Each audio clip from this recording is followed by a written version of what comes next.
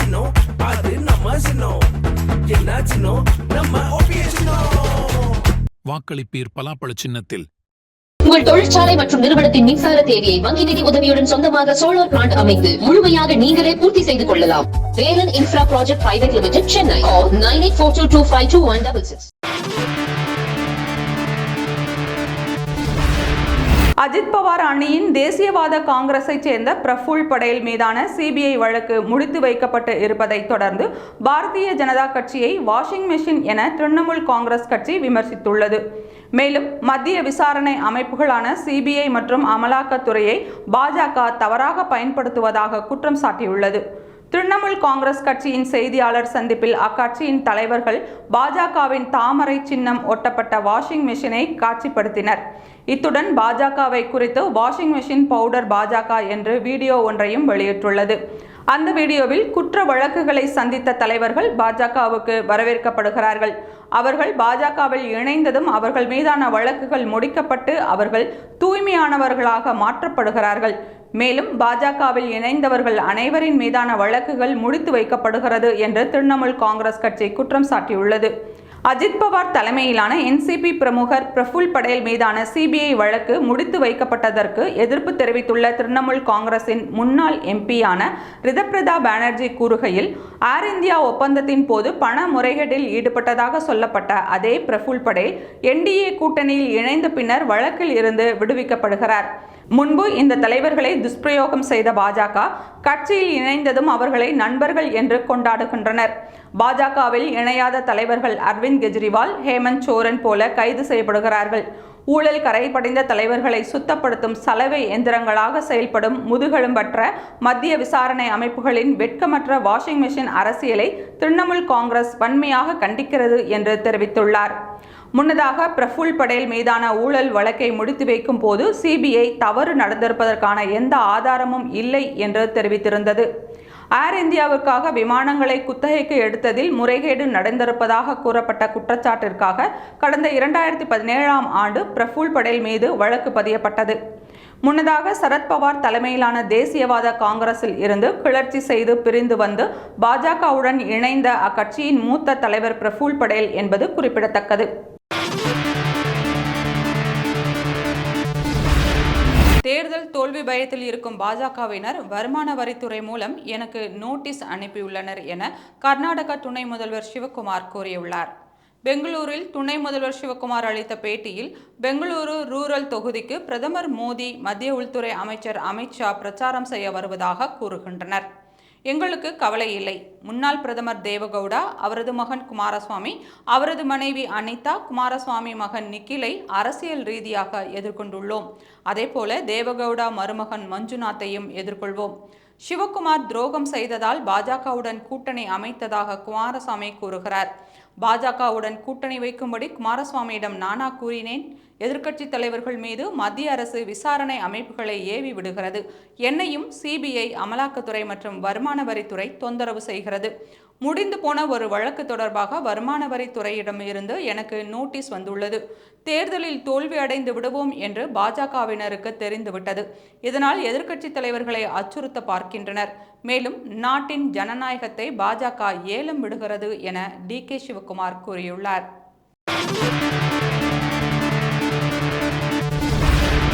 தேர்தலில் போட்டியிடும் அளவிற்கு தன்னிடம் பணம் இல்லை என்று நிதியமைச்சர் நிர்மலா சீதாராமன் கூறியிருப்பது குறித்து பாஜக மூத்த தலைவர் சுப்பிரமணிய சுவாமி விமர்சித்துள்ளார். மக்களவை தேர்தலில் போட்டியிடுவது குறித்து பேசியிருந்த நிதியமைச்சர், என்னுடைய சம்பளம், என்னுடைய சம்பாத்தியம், என்னுடைய சேமிப்பு எல்லாம் என்னுடையது. இந்தியாவின் ஒருங்கிணைந்த நிதி எனக்கு சொந்தம் கிடையாது என்றார். இதை விமர்சித்து பாஜக மூத்த நிர்வாகி சுப்பிரமணிய சுவாமி வெளியிட்டிருக்கும் பதிவில், மத்திய நிதியமைச்சர் நிர்மலா சீதாராமன் தேர்தலில் போட்டியிட மோடியிடம் பணம் கேட்டிருக்கலாம். மேலும் அவர் 2004, 5 மற்றும் 2022, 23க்கான வருமான வரி அறிக்கையை வெளியிட்டிருக்க வேண்டும். அப்படி இல்லையென்றால் தேர்தலில் போட்டியிடாததற்கான உண்மை காரணத்தை நிர்மலா சீதாராமன் கூறியிருக்க வேண்டும் என்று தெரிவித்துள்ளார்.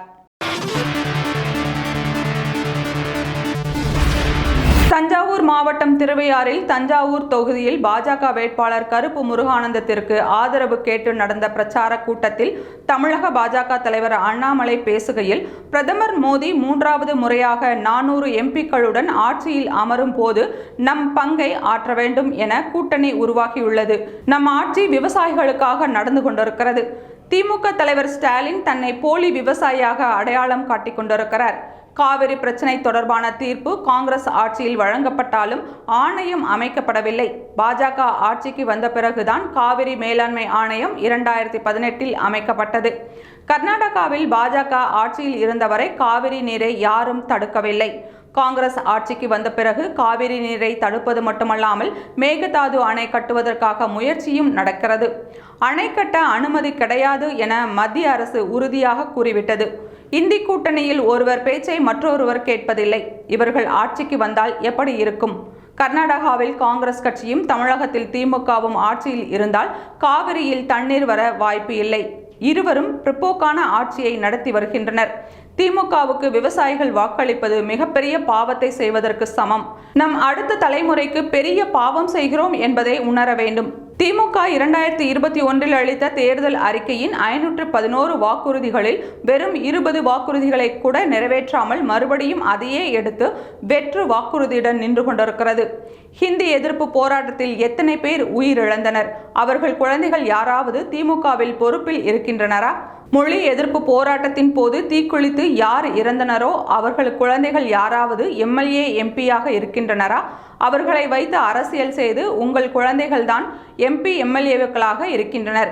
ஹிந்தி எதிர்ப்பு போராட்டத்தின் போது உயிரிழந்தோர் பற்றி பேச திமுகவுக்கு அருகதை இல்லை என்று தமிழக பாஜக தலைவர் அண்ணாமலை பேசினார். மீன்பிடிக்க சுதந்திரம் இல்லாத நிலையில் தமிழர்கள் உள்ளனர் என்று ராமநாதபுரத்தில் சீமான் பேசினார். ராமநாதபுரம் தொகுதி நாம் தமிழர் கட்சி வேட்பாளர் டாக்டர் சந்திரபிரபாவை ஆதரித்து கட்சியின் தலைமை ஒருங்கிணைப்பாளர் சீமான் சாயல்குடியில் பேசுகையில், தமிழர்கள் ஜாதி, மதம், கடவுள் உணர்ச்சிகளில் ஊறி போய் கிடக்கின்றனர். அந்த உணர்வுகளில் இருந்து வெளியே வந்தால் வெற்றி பெறலாம். பிரதமர் மோடி தேர்தல் வந்தால் மக்களை சந்திக்க வருவார். பாஜக கட்சிக்கு கிறிஸ்தவர், முஸ்லிம்களை எதிர்ப்பதே கொள்கை. இந்தியாவை காப்பாற்ற வருகிறேன் என்கிறார் ஸ்டாலின். தமிழர்களிடம் வாக்கு வாங்கி தமிழர்களை பற்றி கவலைப்படவில்லை. 840 மீனவர்கள் சுட்டுக் கொல்லப்பட்டுள்ளனர். மீன்பிடிக்க கூட சுதந்திரம் இல்லாத நிலையில்தான் தமிழர்கள் இருக்கின்றனர். இந்த தொகுதியில் வெற்றி பெற்று சென்ற நவாஸ்கனி மக்களவையில் ஏதாவது ஒரு விஷயத்தை பேசியுள்ளார் என்பதை நிரூபித்தால் நவாஸ்கனிக்கு முழுமையாக ஓட்டு போட சொல்கிறேன். நான் நிறுத்தியுள்ள வேட்பாளரை மற்ற வேட்பாளர்களுடன் சீர்தூக்கி பாருங்கள். எதிலாவது குறை இருந்தால் எனக்கு ஓட்டு போட வேண்டாம் என்று நாம் தமிழர் கட்சியின் ஒருங்கிணைப்பாளர் சீமான் கூறினார். தமிழகத்தில் சராசரியாக தினசரி மின் நுகர்வு 300 மில்லியன் யூனிட்டுகளாக உள்ளது. இது கோடை காலத்தில் 350 மில்லியன் யூனிட்டுகளாக அதிகரிக்கும்.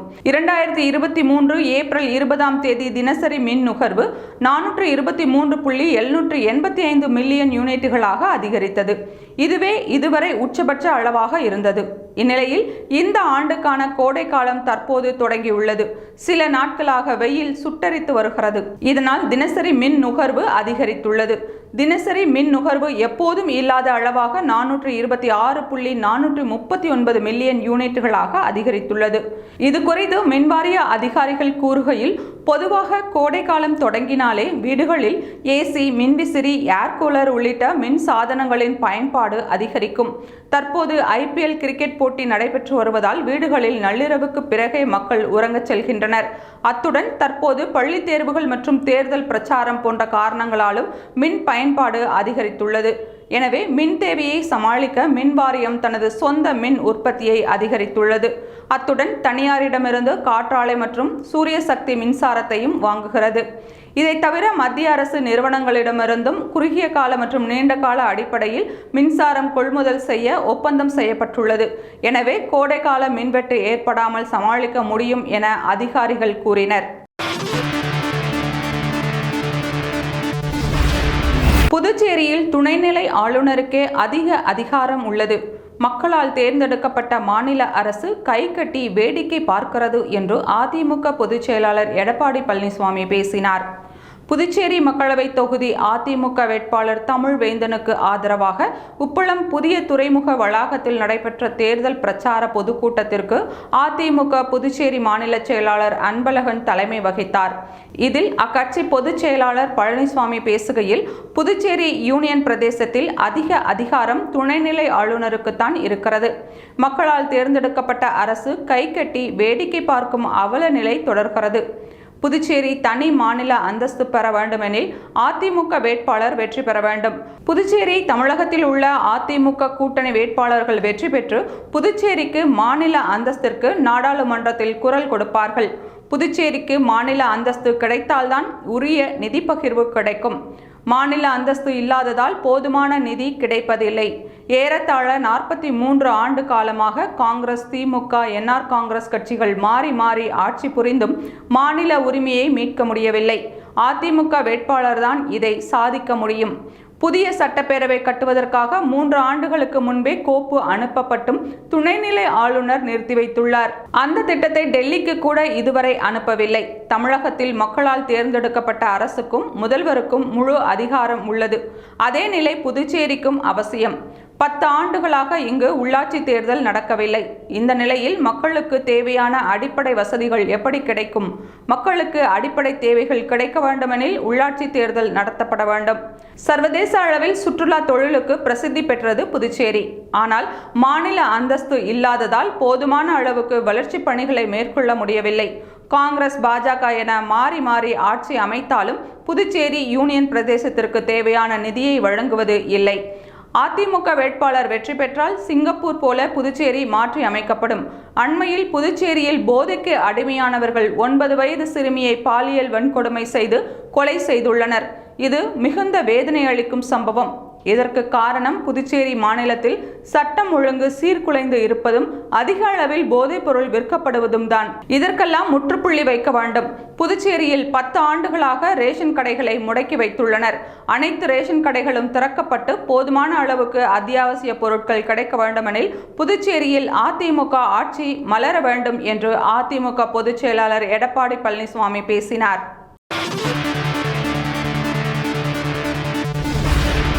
கேரள பாஜக தலைவரான சுரேந்திரன் வயநாடு மக்களவை தொகுதியில் காங்கிரஸ் கட்சியின் ராகுல் காந்தியை எதிர்த்து என்டிஏ கூட்டணி வேட்பாளராக நிறுத்தப்பட்டுள்ளார். கேரள பாஜக தலைவரான சுரேந்திரன் தன் மீதுள்ள வழக்குகள் விவரம் குறித்து கட்சி இதழில் விளம்பரமாக வெளியிட்டுள்ளார். அது 3 பக்க அளவுக்கு நீண்டு இருக்கிறது. அவர் மீது மொத்தம் 242 வழக்குகள் உள்ள நிலையில் அதில் 237 வழக்குகள் 2018ஆம் ஆண்டு நடைபெற்ற சபரிமலை போராட்டம் தொடர்புடையவை. சபரிமலைக்கு பெண்கள் செல்ல அனுமதிக்க வேண்டும் என்ற உச்சநீதிமன்ற உத்தரவை அமல்படுத்த கேரள அரசு முடிவு செய்ததற்கு எதிராக பாஜக மற்றும் கூட்டணி கட்சிகள் மாநிலம் முழுவதும் போராட்டம் நடத்தின. அப்போது இந்த வழக்குகள் சுரேந்திரனுக்கு எதிராக பதிவு செய்யப்பட்டன. இந்த வழக்குகள் இன்னும் நிலுவையில் உள்ளன. இது குறித்து பாஜக தேசிய அமைப்பு பொதுச் செயலாளர் சந்தோஷ், நாட்டின் சில பகுதிகளில் தேசியவாதியாக இருப்பது மிகவும் சிரமம். இது அன்றாட போராட்டம், ஆனால் போராட தகுதியான சம்பவங்கள் என குறிப்பிட்டுள்ளார்.